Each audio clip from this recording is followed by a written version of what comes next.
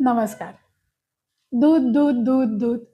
पियो ग्लास भर दूध, दूध, दूध, दूध. तर एका प्रसिद्ध अशा दूध उत्पादक कंपनीची ही 90च्या दशकातली जाहिरात होती. त्यावेळेला ती खूपच प्रसिद्ध होती. तर त्यामध्ये दूध प्यावं किंवा कसं घ्यावं याविषयीचा संदेश होता. अतिशय प्रसिद्ध अशी ही जाहिरात आहे. तर आजचा आपला विषय आहे दूध. दुधाचा उपयोग, ते कसं घ्यावं, सगळ्यांनी घ्यावं का? याविषयीची माहिती आज आपण बघणार आहोत. नमस्कार. मी वैद्य अकल्पिता धानोरकर. तुमचं आयुष स्वास्थ्य या विश्वजा आयुर्वेद प्रणीत चॅनलमध्ये स्वागत करते. तर दूध जे आहे किंवा दूध दुभतं हे आपल्या संस्कृतीमध्ये एक समृद्धीचं प्रतीक समजलं जातं. प्रत्येक घरामध्ये छोट्या बाळकृष्णाची मूर्ती असतेच आणि बाळकृष्ण जो आहे तर तो लोणी खाणारा, दूध दुभत्यांचा प्रचार करणारी अशी ही देवता आहे. आणि आपल्या संस्कृतीत सुरुवातीपासूनच दुधाचं खूप महत्त्व सांगितलेलं आहे. तर दूध हे प्रामुख्याने आपण बघतो, तर ते बऱ्याच प्राण्यांचं असतं. प्रदेशानुसार वेगवेगळ्या प्राण्यांचं दूध वापरलं जातं. पण सामान्यतः गाईचं आणि म्हशीचं दूध हे घरामध्ये मुख्य करून वापरलं जातं.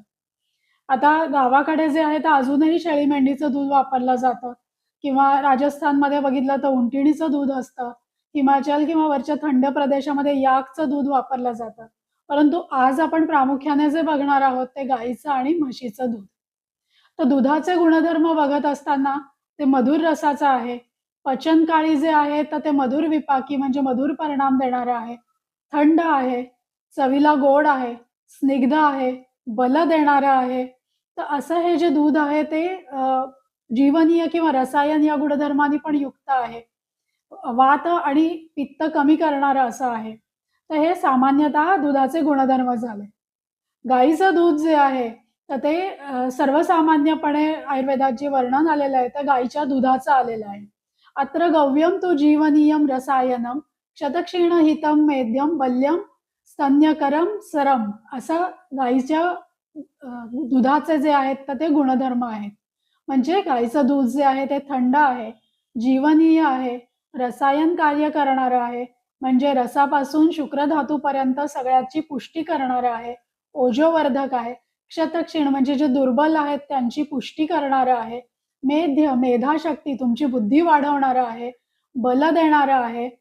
स्तनदा ज्या माता आहेत तर त्यांचं स्तन्य वाढवणारं असं आहे.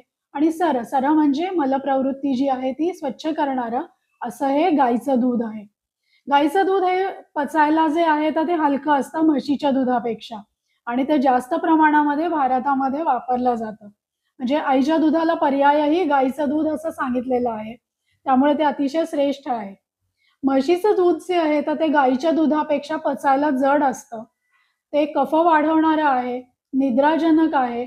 तर ज्यांचा अग्नी चांगला आहे किंवा ज्यांना झोप येत नाहीये, तर त्यांच्यासाठी म्हशीचं दूध जे आहे तर ते उत्तम ठरू शकतं. गाईचं दूध जे आहे, तर ते गरम घ्यायला सांगितलेलं आहे आणि म्हशीचं दूध जे आहे ते धाराशीत म्हणजे म्हशीचं दूध काढल्यानंतर ते थंड झालं, की मग घ्यायचं आहे. गाईचं दूध मात्र धारोष्ण घ्यायला सांगितलंय म्हणजे दूध काढल्या-काढल्या. गाईचं दूध काढून झालं, की ते काही काळपर्यंत गरम असतं. त्याला धारोष्ण दूध असं म्हटलं जातं. आता सध्या शहरामध्ये ते उपलब्ध होण्याची शक्यता जवळ नाहीये. पण त्याचे गुणधर्म पण उत्तम आहेत. त्यामुळे गाईचं दूध हे धारोष्ण आणि म्हशीचं दूध जे आहे ते धाराशीत असं घ्यायला सांगितलेलं आहे. ज्यांची पचनशक्ती कमकुवत आहे, त्यांनी गाईचं दूध वापरावं.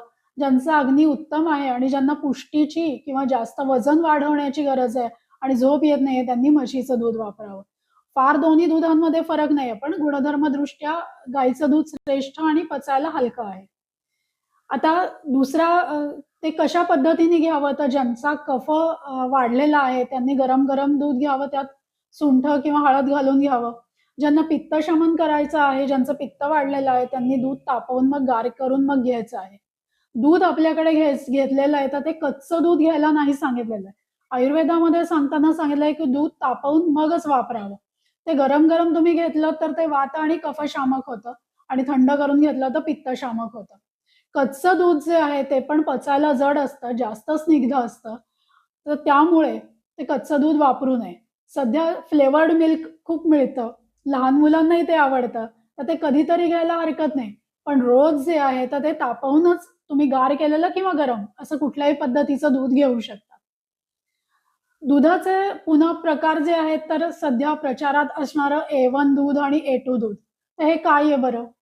A1 दूध जे आहे तर त्यामध्ये असणारं एक प्रकारचं जे प्रोटीन आहे तर त्याला A1 आणि A2 असं जे आहे तर ते विभागणी केलेली आहे. तर A1 बीटा केसीन आणि A2 बीटा केसीन अशा पद्धतीचे हे 2 प्रोटीन आहेत. तर A1 प्रोटीन जे आहे ते जर्सी किंवा होल्स्टीन ह्या ज्या विदेशी वंशाच्या गायी आहेत, त्यांच्यामध्ये ते सापडतं. त्याचं ब्रेकडाउन थोडंसं वेगळ्या पद्धतीने होतं. ब्रेकडाउन झाल्यानंतर त्याच्यामधून BCM7 किंवा बीटा केसोमॉर्फिन 7 सारखं प्रॉडक्ट जे आहे तर ते तयार होतं, की ते सेंट्रल नर्व्हस सिस्टमवर काम करतं किंवा त्याचा इफेक्ट जो आहे तो थोडासा मॉर्फिनसारखा होतो आणि ते इझिली ब्रेकडाउन होत नाही, त्यामुळे ते पचायला जड असं समजलं जातं आणि त्याच्यामध्ये हिस्टॅमिन पण असतं. त्यामुळे काही जणांना ज्यांना वारंवार सर्दी खोकला होतो, तर त्यांना ती होण्याची शक्यता असते. त्यामुळे A1 दूध जे आहे ते थोडंसं वेगळं असतं आणि A2 बीटा केसीन हे जे प्रोटीन आहे, तर ते पेप्टाइड या स्वरूपाचं असल्या कारणाने त्याचं ब्रेकडाउन इझिली होतं आणि शेवटी अमायनो ॲसिड तयार होतं. त्यामुळे A1 दुधापेक्षा A2 दूध जे आहे ते पचायला हलकं असतं आणि A2 प्रोटीन जे आहे ते भारतीय वंशाच्या गायींमध्ये सापडतं. म्हणून हा A1 आणि A2 दुधाचा असा फरक केलेला असतो. सगळ्या म्हशींमध्ये A2 प्रोटीनच आढळतं.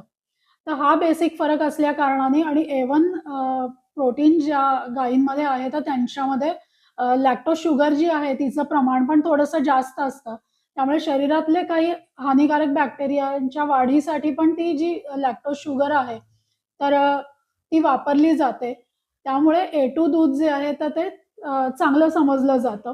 तसा बघायला गेलं तर हा थोडासा फरक आहे. ज्यांना लॅक्टोज इंटॉलरन्स आहे किंवा ज्यांना दूध पचत नाही, तर त्यांच्यासाठी A2 मिल्क जे आहे तर तो सोपा पर्याय आहे. ज्यांची पचनशक्ती चांगली आहे, ज्यांना दूध चांगल्या पद्धतीने पचतं, तर ते A1 पण घेऊ शकतात.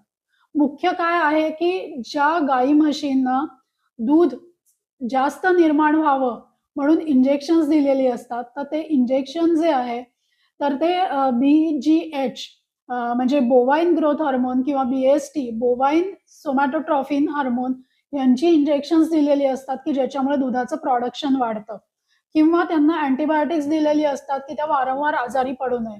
तर ह्याचा काही अंश दुधामध्ये येतो आणि तो आपल्याकडून सेवन केला जातो. म्हणून शक्यतो बघत असताना इंजेक्शन न देणारी ऑर्गॅनिक दूध असणारी. आता ऑर्गॅनिक म्हणजे काय, की जिला नैसर्गिकरित्या चारा दिलेला आहे, जी हिंडते-फिरते आहे. तर अशी गाय किंवा म्हैस जी आहे, तर त्यांचं दूध घेतलं तर हे जे कृत्रिम प्रकारे दिलेले हार्मोन्स आहेत, ते आपल्या शरीरामध्ये जाणार नाही आणि आपल्याला दुधाचा जो आहे, तर तो फायदा होईल. तर तेवढं बघून घेतलं तरी पुरेसं असतं. सध्या शहरामध्ये जे आहे, तर ते तुम्हाला गवळ्याचं दूध मिळेलच असं काही सांगता येत नाही. पिशवीतलं दूधही तुम्हाला मिळू शकतं. फक्त दुधाचा सोर्स जो आहे, तर तो नॉन हार्मोनल आहे का? तर ते बघून घ्यावं. आता दूध जे आहे, तर त्याच्यामध्ये प्रोटीन असतं, कॅल्शियम असतं, व्हिटॅमिन B12 असतं, व्हिटॅमिन ए असतं, फॉस्फरस आहे, मॅग्नेशियम आहे. त्यामुळे त्याचं पोषण मूल्य जे आहे, ते खूप चांगलं आहे. आयुर्वेदाच्या दृष्टीने विचार करायला गेलं, तर ते 7ही धातूंना पोषण देणारं आहे. बल वाढवणारं जीवनीय रसायन असं सांगितलेलं आहे. त्यामुळे सगळ्यांनी दूध जे आहे तर ते घ्यायला पाहिजे. ते अस्थिधातू पोषक आहे, केसांना उपयोगी आहे, रक्त वाढवणारं आहे, हाडांची झीज भरून काढणारं आहे आणि इतरही धातूंची म्हणजे मांसाला पुष्टी देणारं पण आहे आणि सगळ्या धातूंची पुष्टी करणारं असल्यामुळे सद्य शुक्र वाढवणारं असल्या कारणाने ते ओजाचीही वाढ करतं. त्यामुळे दूध हे जे आहे तर ते सगळ्यांनी घ्यायला पाहिजे.